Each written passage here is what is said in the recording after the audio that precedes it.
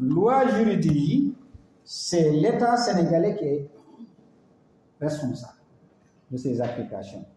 Parce que la légitimité, madame, sur la violence, pour que nous imposer en tant qu'État, sans état d'âme, sans sentiment, nekkul ci loxo kenn ni de COSEF ni ji ñeneen. Donc ñi nga xam ne tey lii dafa am solo parce que xam nga le droit man bi ma njëkkee di jàng man xam nga ñun dañ lay jàngal lépp ci daara yi mais bi ma demee bay war a def spécialisation may waxtaan dama daje ak un grand religieux bi ma ko kiiwee ma posé ko question ma ne ko ñun dañu jàng droit islamique mais dañuy gis ne dafa am benn genre dichotomie entre parce que la classification des sciences ni mu faudrait en Occident faudrait wul ci daara yi parce que fii dafa am méthodologie la pensée critique jiital les sciences rationnelles argumentaires fait nag la mémorisation la ñuy jiital sur les kii religieuses donc loolu aussi dafay freiner la réflexion ma ne ko léegi lan la ñuy xaar ci les philosophes ak les lois ci droit pour que ñu dimbali les nations islamiques ma ne ko parce que droit mënul dem bàyyi philosophie ak sociologie ak histoire yooyu ñoom ñooy ànd léegi nag bu fekkente ne ni état bi moom dafa bëgg a jël rek di signer sans pour mu dem ci ñi nga xam ne ñoom ñooy les spécialistes du droit théoriciens yi praticiens yi ak ñu demee noonu mu mën a def la part des choses entre les historiens du droit xam nga bokkul ak les juristes tu vois mu jël xam-xamu ñooñu jëfandikoo kooku dañuy yaakaar ne imam bi moo def loolu wala prélat bi muy chrétien bi fekk non c'est l'état parce que am na loo xam ne lu ko war a dëgg la donc rapidement rek damay def wax li nga xamante ne mooy tubaab bi nga xam ne comme ci laa ko bind mooy gën a clair pour di renforcer monsieur le juge te yéen it ci tubaab ngeen gën a mën a comprendre yenn concept yi bi jiitu mooy après avoir remercié l'assistance en particulier madame la directrice, je voudrais juste aborder ce thème, c'est-à-dire intitulé Notion de droit de l'homme en islam, définition, comme ce qu'il a fait, historique, généralité, caractéristiques et principes fondamentaux, notion d'abus et de violence en droit de l'homme et mécanismes y compris ceux spécifiques aux femmes et aux enfants, rôle de l'État dans la mise en œuvre si c'était dans un État islamique religieux. Donc, en islam, les droits de l'homme sont perçus comme des privilèges divins accordés à l'homme pour honorer sa dignité, parce que la dignité n'a pas de couleur. Ils sont ancrés dans le Coran et les traditions prophétiques sunna et englobent des droits fondamentaux tels que la vie, la dignité, la justice, l'égalité, la liberté fondamentale telle que la vie, la liberté d'expression et de religion. Historiquement, l'islam a établi un cadre de droit et de devoir visant à garantir la protection, la liberté et la dignité de l'individu dès sa naissance. Donc, notion des droits de l'homme en islam, définition, ça je l'ai un peu brossé. Donc, dans la perspective islamique, les droits de l'homme en arabe, huququl insan, sont des droits inhérents et inaliénables accordés par Dieu Allah à chaque être humain, indépendamment de sa race, de sa nationalité ou de sa religion. Ils ne sont pas concédés par un État ou une assemblée législative, mais sont de nature divine. Ils font partie intégrante de la loi sacrée Sharia. et sont considérées comme des obligations religieuses que la communauté, c'est-à-dire la Oumma islamique, et l'État doivent respecter et faire appliquer. Le fondement philosophique, parce que quand on parle de droit, particulièrement des droits de la femme, ça relève plutôt plus de la philosophie que du droit pur. Surtout en s'inspirant de la Déclaration des droits de l'homme de 1948. Donc,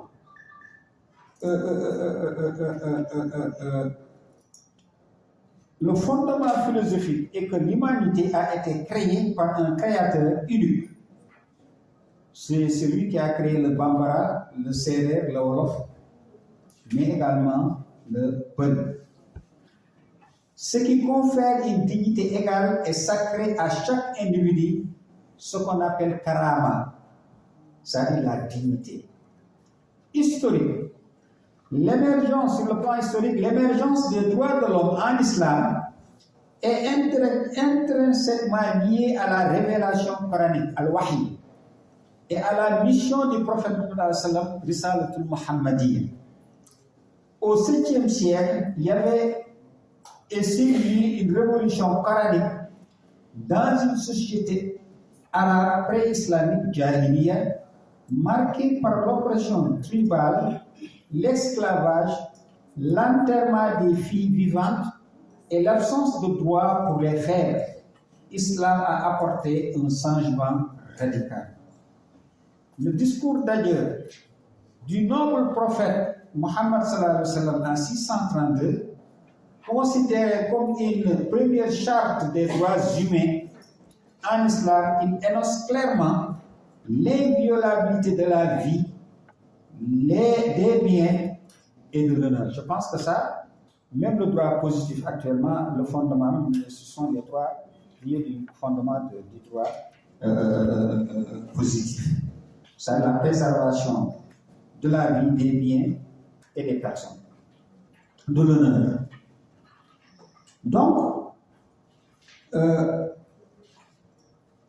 de chaque personne, l'égalité entre les hommes, quand on dit homme, c'est homme et femme, et l'abolition des privilèges raciaux et tribaux. La Constitution de Médine de 622, premier document politique de l'État islamique, il a établi un pacte entre les musulmans, les juifs, les chrétiens et les autres tribus de Médine, garantissant la liberté religieuse et les droits et devoirs communs, formant ainsi une nation pluraliste basée sur la citoyenneté et non sur la foi. Période califale. Donc, les califes bien guidés, Rashidoun, Al-Khulafa al-Rashidoun, et les dynasties suivantes ont développé une jurisprudence, ce qu'on appelle le fiqh. Le mot fiqh vient de la perspicacité, c'est-à-dire une chance aiguë. C'est ça même la force du droit, mais également sa pertinence. Donc, détailler, encadrant les droits des individus, donc des pratiques comme la protection des gens du livre, Al-Kitab, juifs et chrétiens, ou le célèbre décret d'Omar ibn al-Khattab garantissant la sécurité des habitants de Jérusalem sont des exemples historiques. Généralité et caractéristiques. Source divine. Leur source est transcendante. Le Coran est la Sunna. J'aimerais bien qu'on prenne une photo. Si possible, on enregistre ce que je suis en train de faire. Donc, en tant que créature de Dieu, mais dans un cadre qui reconnaît la souveraineté divine. Ok, merci. Donc, intégralité et équilibre, c'est-à-dire misère. Les droits sont équilibrés par des devoirs envers Dieu, la société, la famille et soi-même. Il couvre tous les aspects de la vie spirituelle, morale, mais également économique, sociale et politique. Si on parle de politique, on va dire super et structure. ce qu'aiment parler les gauchistes. Donc, en réalité, indivisibilité, il n'y a pas de séparation stricte entre les droits civils et les droits religieux. Le droit à la vie, par exemple, est à la fois un droit légal et une obligation religieuse. Sur le plan réalisme et praticabilité, la charia prend en compte la nature humaine et les réalités sociales, établissant des droits qui sont réalisables et proportionnels.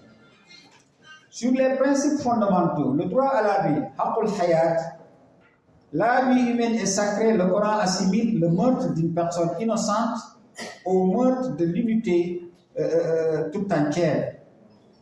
C'est un verset coranique. La liberté de religion, hurriyatul i'tiqad, nulle contrainte en religion. La ikraha fi din. L'islam reconnaît le droit de choisir sa foi librement, même s'il encourage la propagation de son message, c'est-à-dire à partir de la version mohammedienne. Parce que l'islam considère qu'il est la continuité des deux autres religions entre elles, à savoir le christianisme et le judaïsme. Donc il partage avec elles, ces deux religions, les mêmes valeurs fondamentales. Et également, donc, l'islam reconnaît le droit de choisir sa foi, même s'il encourage la propagation de son message, comme je viens de le dire. En matière de dignité et de légalité, Al-Karam wal-Musawa, nous avons honoré les fils d'Adam. Ça, c'est un verset du Coran. 17, Sourate 17, verset 70. Tous les humains sont égaux devant Dieu, la seule distinction étant dans la piété. Le droit à la justice, haqqul adl, l'équité et le juste procès sont des obligations absolues, même envers ses ennemis. Le droit à la propriété, qu'il soit homme ou femme, haqqul milkiya, la propriété privée est protégée. L'usurpation, le vol et la fraude sont strictement interdits. La protection de l'intellect et de la descendance, cela implique l'interdiction des substances intoxicantes, protection de l'intellect et la mise en place de lois sur le mariage et la famille pour protéger la lignée. Le droit à la solidarité sociale. La charité, c'est-à-dire la zakat, est un pilier de l'islam instituant un droit pour les peuples sur la richesse des nantis. Notion d'abus et de violence. Un abus, selon le droit islamique, un abus ou une violation des droits de l'homme se produit lorsqu'un de ces principes divins est transgressé, que ce soit par un individu, un groupe, un État. Cela inclut d'abord l'oppression, c'est ce que veut dire zulm, et toute forme d'injustice, qu'elle soit politique, sociale ou économique. La privation des droits fondamentaux, c'est-à-dire refuser l'accès à la justice, à l'éducation, à la subsistance. Donc, c'est un abus et une violation. Également la torture et les traitements dégradants expressément interdits par le prophète. La calomnie et l'atteinte à l'honneur considérés comme des péchés majeurs dans l'islam. Mécanisme de protection. Donc, mécanismes généraux. La hisba, c'est-à-dire institution de recommander le bien et d'interdire le mal, qui inclut une sage, c'est-à-dire de veiller au respect des droits dans l'espace public et les marchés. Le mazalim, tribunaux des griefs, permettant aux citoyens de porter plainte contre les abus de pouvoir des gouverneurs et des fonctionnaires. L'ijtihad, l'effort d'interprétation juridique, permet d'adapter, et ça c'est très important, les principes généraux aux nouvelles formes de violation. Ça va même au-delà des abus et des violences, mais ce principe voudrait que, comme on parle de jurisprudence, alors que la jurisprudence c'est le commentaire du droit, donc on doit l'adapter selon les circonstances de temps et de lieu. Parce qu'on ne peut plus prendre des lois caduques qui sont tombées depuis 1000 ans, 1200 ans en désuétude pour l'appliquer en 2025. Donc, le droit au consentement au mariage, un mariage est validé ou bien est valide sans le consentement de la femme. La femme a droit de ne pas consentir. Voilà. C'est invalide. Donc, j'ai mal dit. Donc, je répète, droit au consentement au mariage, un mariage est invalide sans le consentement de la femme. Ça, c'est un hadith qui est rapporté par beaucoup de muhaddis. Droit de garde, hadana, de garde des enfants. La mère a la priorité pour la garde des enfants, des jeunes enfants, en cas de séparation. Mécanisme spécifique aux enfants. Droit à la vie. On parle de femme. On ne peut pas être mère sans pourtant être femme d'abord. Ça, on parle du droit, du pur droit. Donc, droit, comment on dit encore? Droit à la vie et à la protection. L'infanticide, surtout les filles, est sévèrement condamné. Droit à la filiation, ce qui nous intéresse nous tous ici. Droit à la filiation légitime, nasab. La préservation de la lignée de l'enfant est primordiale. Droit à l'entretien et aux soins. Le père est financièrement responsable de l'enfant. Droit à l'éducation et à une éducation vertueuse. Les parents sont responsables de l'éducation morale et religieuse de l'enfant. De l'enfant. Les parents sont responsables de l'éducation morale et religieuse de l'enfant, de leur descendant.